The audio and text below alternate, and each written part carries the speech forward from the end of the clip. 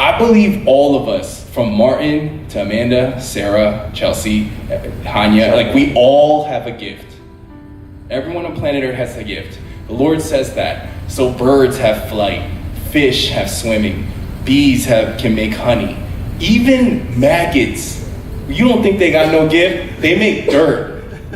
They make dirt, you dig me? And so I was like, okay, so we all have a gift, and a lot of times it's buried in us. And a lot of people, what Miles Monroe says is like, that's why the grave is one of the most expensive places on earth.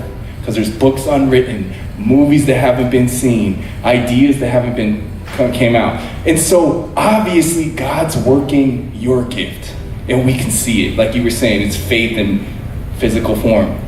What separates you from the kid in the closet that's praying every day, Lord, use me, work me, work, like all that, and he's not getting nothing. No fruit, garden still dry, all that, while you're still painting $1 million paintings.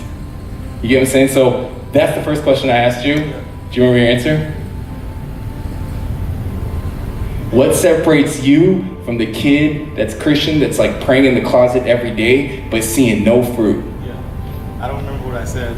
Walk towards fear. Oh, yes. Okay. That's what I answered to that one? Yeah, boy. Okay.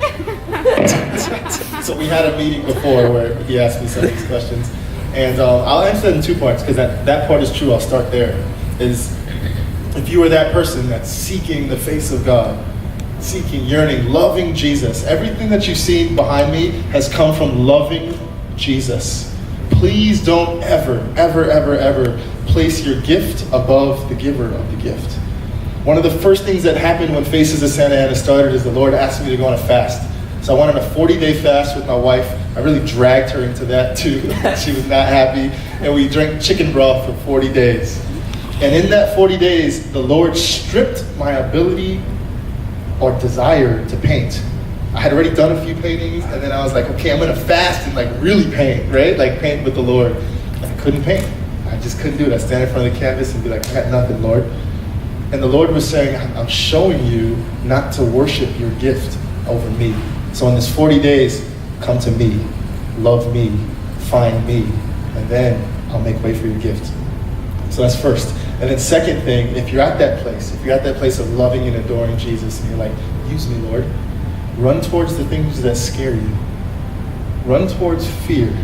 Like, hear his voice, and I feel like his voice is always ushering us towards things that make us scared or uncomfortable. I think it's pretty rare that the Lord asks us to do the things that we just love to do and do every day. I think it's like he's asking us to do things to break off human thinking, to break off just how alive your flesh may be. And he's teaching us to die to self, oftentimes to die to human wisdom and human understanding, and really to walk in the Spirit. And you see all over the Bible, you see disciples and apostles walking in the Spirit, going to places where people are trying to kill them, right? And traveling across bodies of water with his hurricanes, right?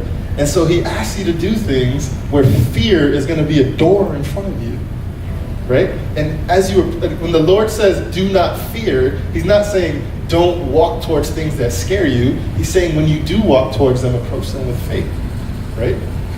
And so I'm willing to bet that whatever your blockage is, if there is one, hopefully there's not, but if something is blocking you, I guarantee if you take a hard look at it, it either makes you uncomfortable, fearful. It's something that's making you, whatever, that fearful moment. And the Lord is saying, I want to take you through there. Do you trust me to take you through that? Like you said, when I met Matt, terrified.